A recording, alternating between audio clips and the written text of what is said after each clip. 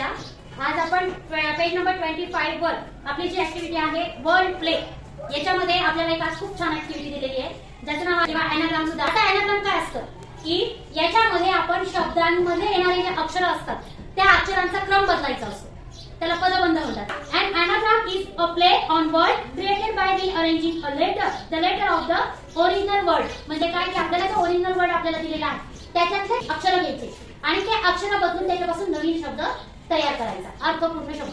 तर इथे आपल्याला त्यांनी उदाहरण दिलेले आहे बघा. उदाहरण दिलेले आहे स्टेट. स्टेट म्हणजे काय?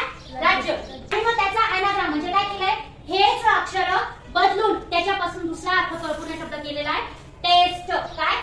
TAST. टेस्ट म्हणजे चव. कळलं का? अर्थपूर्ण शब्द तयार करायचा आहे. जसं स्टेट पासून काय झाला टेस्ट. आपल्याला पण असेच शब्द तयार करायचे आहेत. आपल्याला दुसरा त्यांनी आणखी दिलाय डस्टी. काय दिलेला आहे? डस्टी. तर दुसरा आपल्याला शब्द घेत त्याचा एनाग्राम काय केलेला आहे स्टडी. काय केलेला आहे स्टडी. त्याच्यानंतर पुढे आणखी दिलेला आहे तिसरा काय दिलेला आहे सेव. आणि त्याच्यापासून शब्द काय होतो वास. काय होतो? ज्याला आपण कुंडी म्हणतो किंवा फुलदाणी म्हणतो. त्याच्यानंतर त्यांनी चौथा शब्द दिली म्हणजे विचार करणे थिंक. आणि त्याच्यापासून शब्द तयार केलेला आहे नाईट. काय केलेला आहे नाईट. आता आपल्याला शब्द तयार करायचे आहे. सगळ्यात पहिले तुमच्या नियम लक्षात आला का?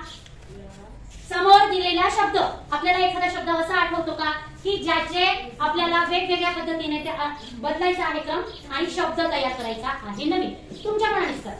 तुम्हाला ज्याला कोणाला आठवत असेल त्या पद्धतीने तुम्हाला आधी कृती समजली का काय आहे हे विचार शब्द आठवा आधी आणि ते शब्द लिहून काढा आणि त्याच्यापासून जर दुसरा शब्द बनतोय का बघा. हा कोणाला आठवत? हा सांग. हा हे बघा इला. हा काय आहे आणि त्याचा एनाग्राम काय? Very good. बरोबर आहे का मुलांना? बघा बरं CAT. आता याच्यामध्ये कोणते कोणते अक्षर आलेले आहेत CAT. आता तिने त्याचा एनाग्राम सांगितला ए आलं का इथं C म्हणजे बरोबर एनाग्राम तिला जमलेला आहे. कॅट म्हणजे काय? मांजर. आणि ऍक्ट म्हणजे व्हेरी गुड. म्हणजे दोन्हीचाही अर्थ निघतो. आणखी कोणाला एखादा आठवत आहे का बघा? बिलो. हा बिलो म्हणजे काय? खाली. हा हाच ना. बिलो म्हणजे खाली आणि एल्बो म्हणजे कोपर. आणि पण वेगळा अर्थ दाखवलाय का तुम्हाला? सांग. नोट. त्याचा एनाग्राम सांग. टोन. Very good. हा NOTE नोट. आणि त्याचा एनाग्राम सांगितलाय टोन TONE. Very good.